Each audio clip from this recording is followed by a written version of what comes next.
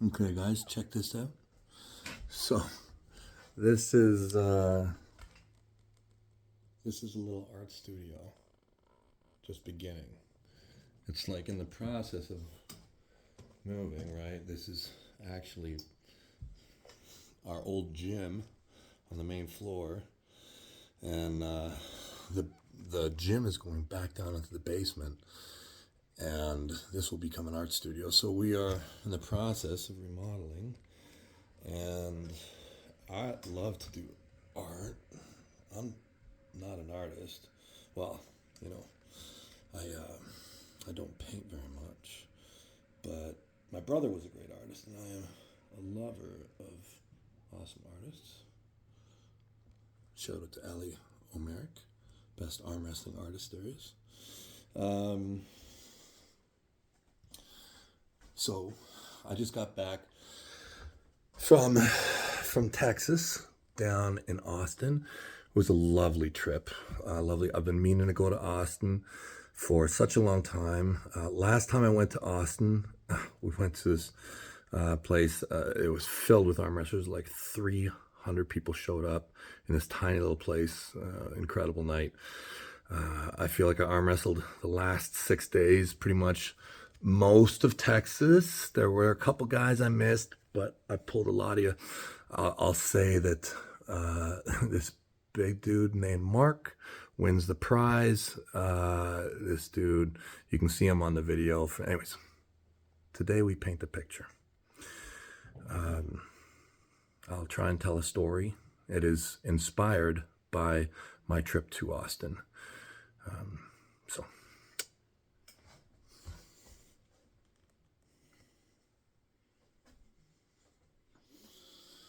All right. So let's just start off with a little bit of color. A little bit of color. And so I'd like to tell a story of when I was a very little boy, of my kind of first traumatic kind of brain incident, which, I mean, I don't know if you could call it a depression, but I was young. I was probably 9 or so, probably grade 4 or somewhere around grade 2 or grade 3 or grade 4, something around there, probably more around grade 3, 4.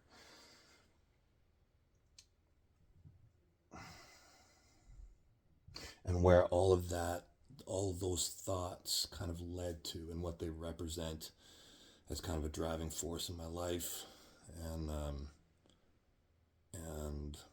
where we still are today, and how as an older person, how it kind of comes out. So, older person, I say, as I'm 50. I mean, much respect to those who come before me. So, I need brown. I apologize, guys. My editing is never the best. I just record my life and share it like a photo album that you can share with me. I appreciate so many people joining me on this journey. This is really, to me, this picture will be trying to put into words what I think is like the most important thing in life, and it's purpose. It's higher purpose. It's unifying purpose. So I grew up on a little island.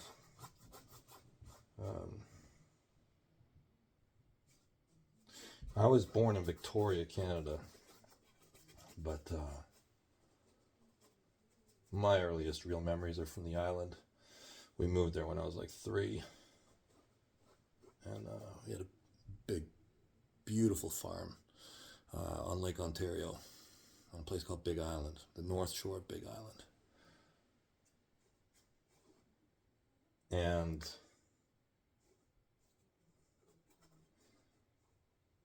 we grew up right on the water. Right on the water. A big lake. A great big lake. And we swam like every day in the summer. Every day.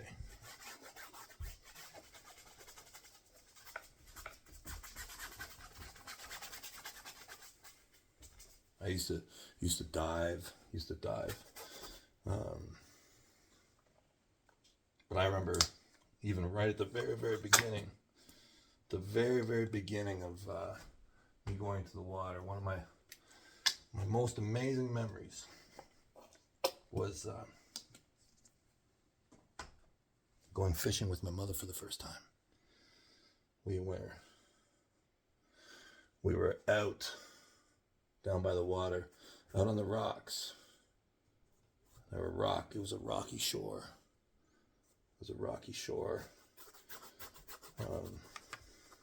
And there were other islands that you could go to down the coast. And I threw out a bobber. I threw out a bobber on a rope, and a fish so mighty came along, and snapped the bobber, and away it went. I was fascinated by the water. Like where I grew up was actually a little bit away from the water, probably we grew up in a house.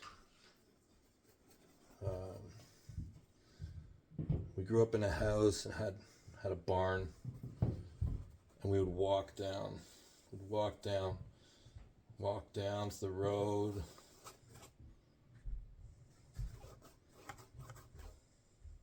Go across, there was grass on the road. Oh, hello, little dear. Hey, Brie, I'm telling a story. Are you? Yeah, I'm doing art. Do you want to see? Yeah, we're recording. Hey, Georgia. I'd love to see. You want to see? I'm just starting. Can I see? Yeah, of course you can see. What are you making, Dad? Well, I'm telling a story about when I was a little boy. Oh. Yeah. What kind of story? It's a story about where I grew up. Big Island? That's so cute. Yes. Yeah. I'm telling a story about where I grew up. And see this here? This is like the beach. Yeah. Okay? Like this is kind of where I lived. Okay? And we used to go down to the beach. So much of my life was growing up on the water. Anyways, listen. You girls have fun. Okay. It's so good to see you. How was your workout? It was super good. Yeah, what'd you work? Glutes and cardio. Okay. All right, here we are. So, hey Bree and Georgia, everybody. Okay, so that's where I grew up. And,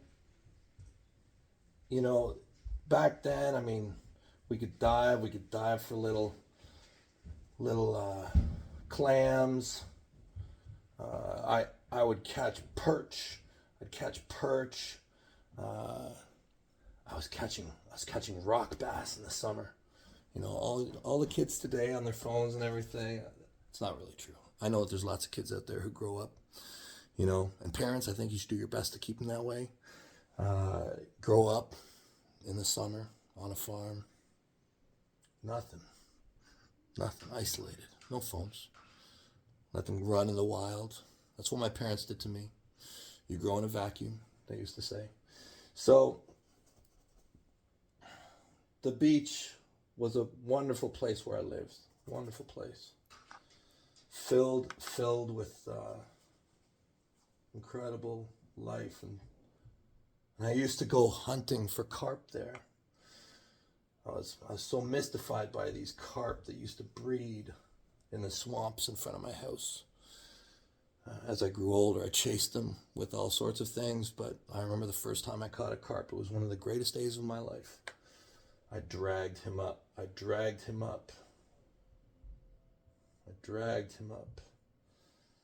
Where was it? It was bigger than this. It was still much bigger. The land was big. It continued to grow in my understanding of it. We had forests.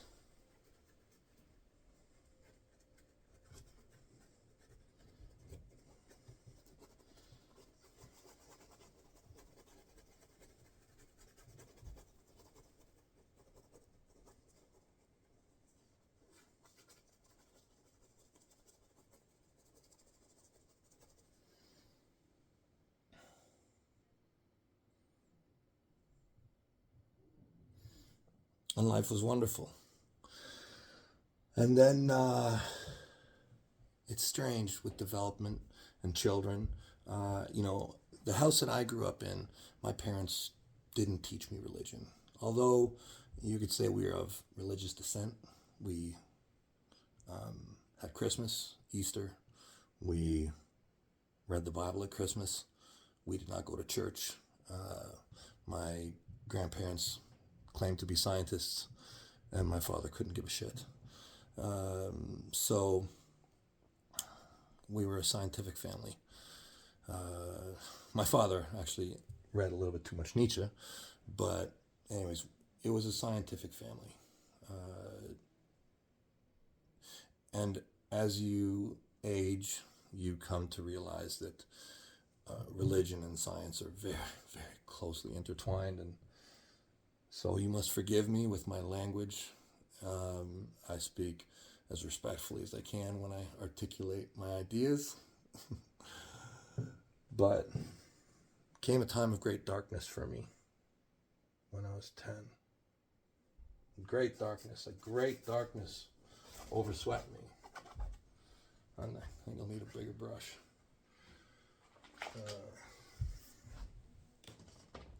So I was 10, and very quickly it came to me. Very quickly, a darkness, a realization of death, a realization of death, not only to our species but to all death.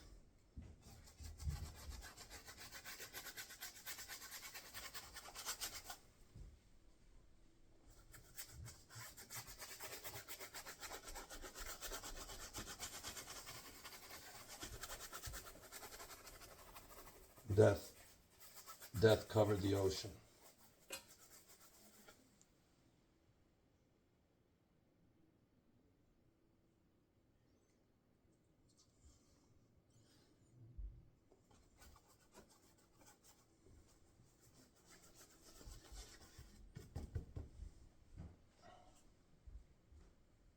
Death even started to cover the land.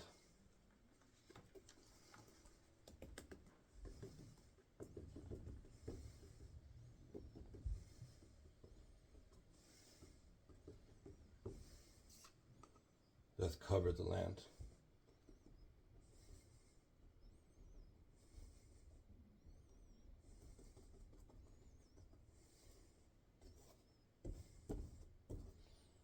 Death came over the land.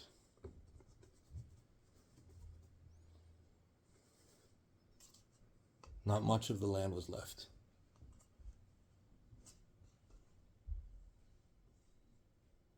There was just the island.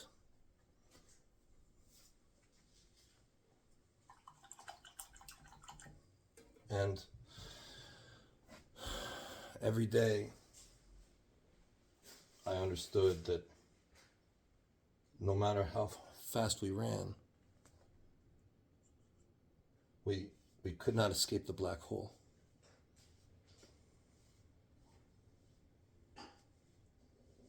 Bringing everything into it. And in my young mind, I knew that it was likely inevitable for death for all in some eventuality, in a infinite distance ahead. However, the thought of not having immortality was disruptive. So, as a child, I would go down to the water's edge. I would go down to the water's edge. And I would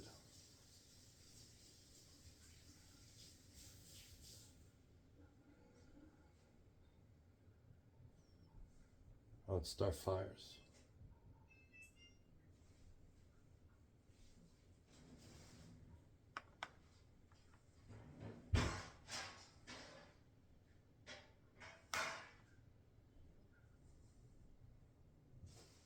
All along the water's edge. Every day I would start fires and sit. I would practice.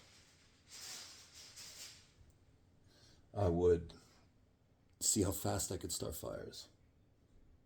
With what different type of woods.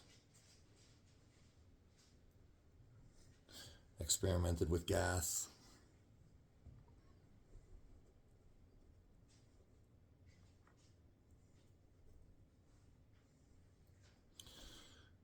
Through my burning, even able to start fires in the rain, I came to a realization that this was depression. This was a form of depression manifesting itself into a wanting to burn things.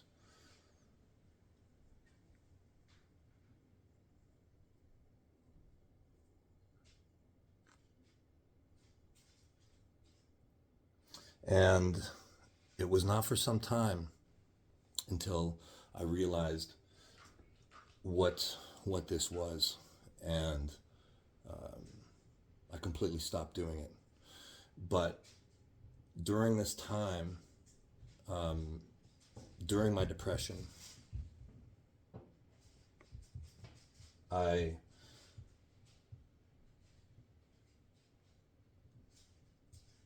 kind of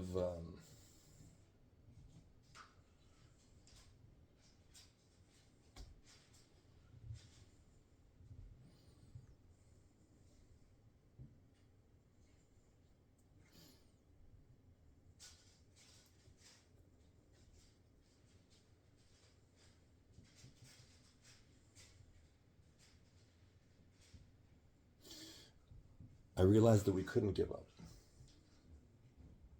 And we could not let this thought depress us, because that's not what life is. And that's not why life is here. The most important thing that life does, the most important thing is that it tries to survive. It is the purpose of life.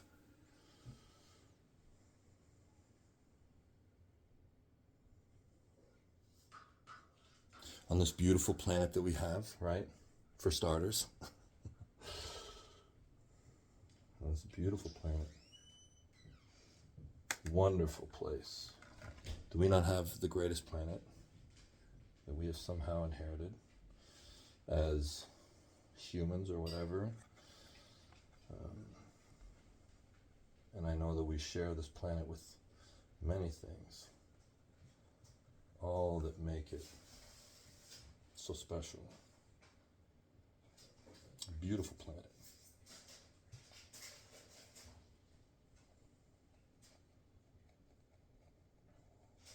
And yeah, pretty sure that the earth is round. Just saying. Guys, I apologize. I am not a professional artist. Okay, my brother was pretty good, but I have never advanced past a kind of grade 3 kid. I kind of use my art to tell stories and have a lot of fun with that. So I'll kind of start to try and get to the point here as I blather. There's so many stories that repeat themselves over and over in our tales from the past. And for one, it's, I think, all the best things are done together, collaboratively, and best in proximity. In proximity.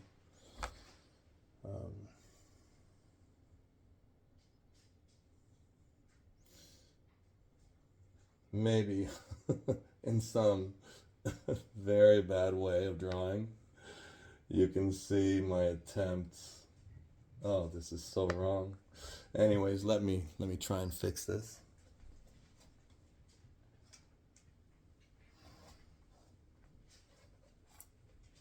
So, this is where I grew up, and that's where, I came to start to think about mission when I got older. Like, why, and I started to realize that we are all these different countries and different people and different religions and races living on this planet, and we can go much further than that as well, to include other species as part of what we are. But essentially, we are Canadians. We have Canadians out in Quebec, on the East Coast, and in the West Coast. And the Brazilians and the South Americans. You have, I feel like the Americans have to be red too.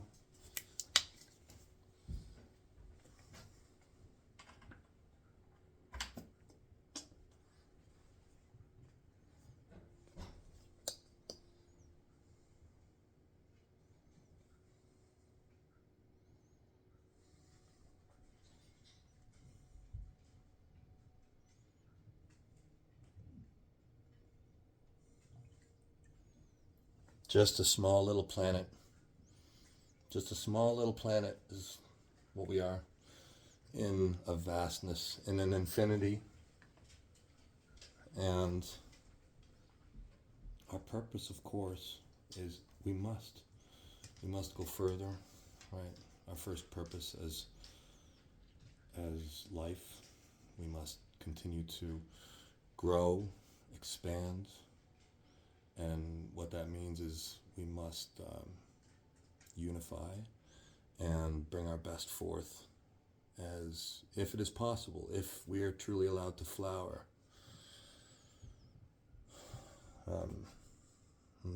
blossom through space. We must send forth our best. We must bring everyone in pieces. A story so old. What has brought me to think like this? I've always been in the field of, I suppose, physical, mostly optimization. But there's many ways, many pieces. Many pieces. And they will come from all over.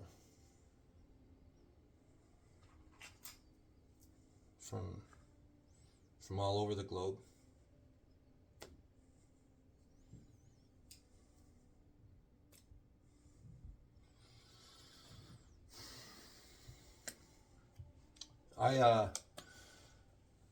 Like I say, I wasn't really born religious, but you hear stories and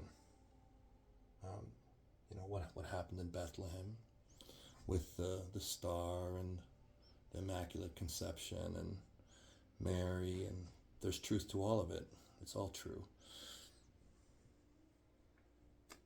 There are many stories that are true.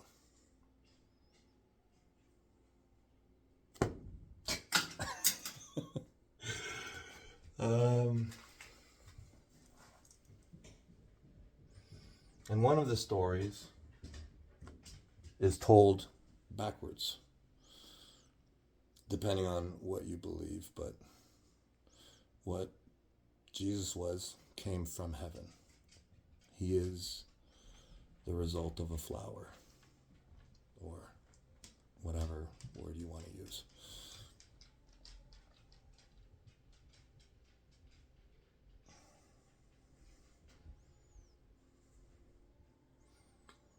I have learned in my time about a light. A light is very important. A light is a signal. A light. We are a well-equipped species. One that can recognize a calling. And there are many steps.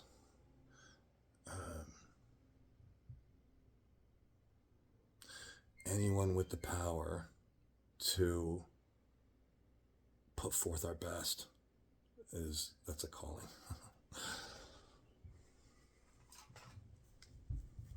So for me, it's always just been a light. That's what I saw when I did ketamine. I feel like I always knew it, but when I used ketamine, I became instantly aware of a guiding light in my life. And steps off of that were simply into darkness. And once you were aware of the light, then there would be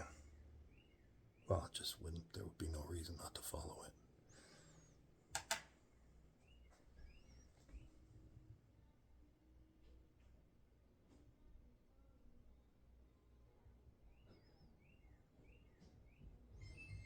And it goes up. It goes up from there. Up. It will fly across. It will fly across.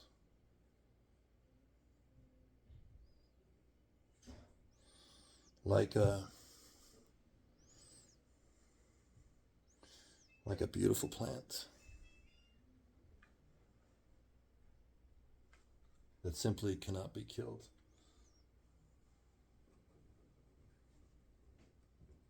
As it all enters.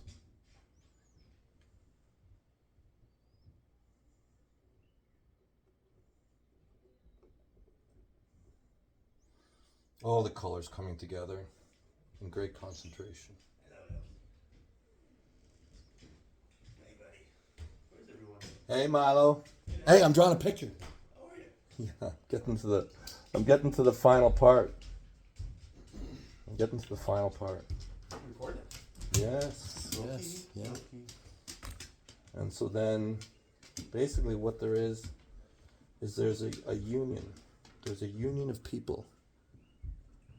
They all come together. I see the green and the yellow.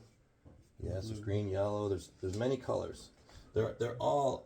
I'm not always so full of detail, but I've been telling a story at the same time. Like all the colors are coming together. Anyways, how you doing? Oh, good. I was just coming over to make a little bit of food. Yeah, good. Eat. Where's everyone else? I think the girls are upstairs. Mommy is too. I leave soon. You do, Mom. We gotta call Josh like right now. I don't know if you're able to do that, but yeah, we can. Wait a little bit, but Yeah, anytime you're ready. okay. Okay, I'd rather let you go. I'm gonna call Josh. How about you? So we come together, and the best pieces of us. And that is why I went to Austin. I've never in my life met someone and said, your mission is greater than mine. I've never done it until my dear friend.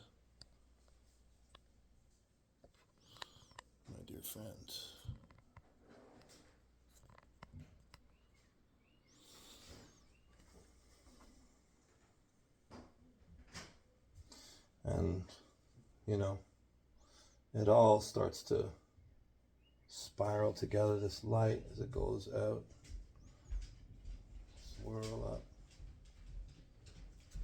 Swirl up and away. And where it goes exactly, I'm really not sure.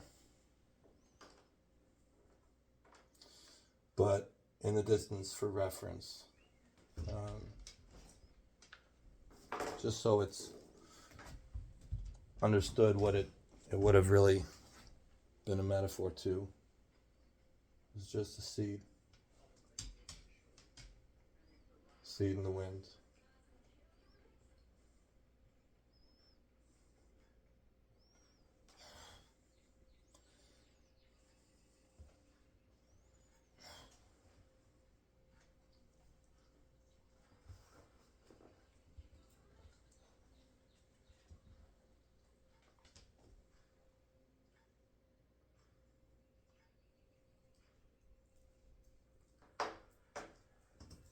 In the same way that it shines up, it also comes down and connects.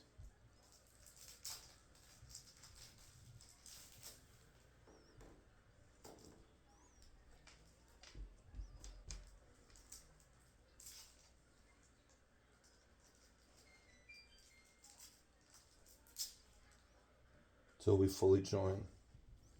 Fully join.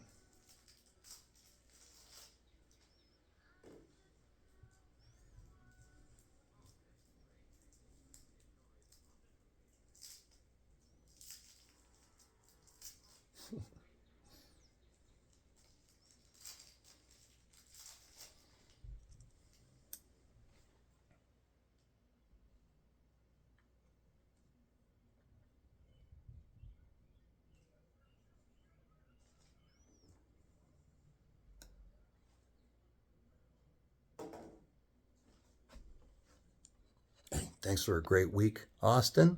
Thank you for the arm wrestling. Loved the Dave Asprey conference. Got to meet so many cool people. But, this is for Mini Circle. I'm so honored to know what you guys are doing. Ryan, I'm at your service.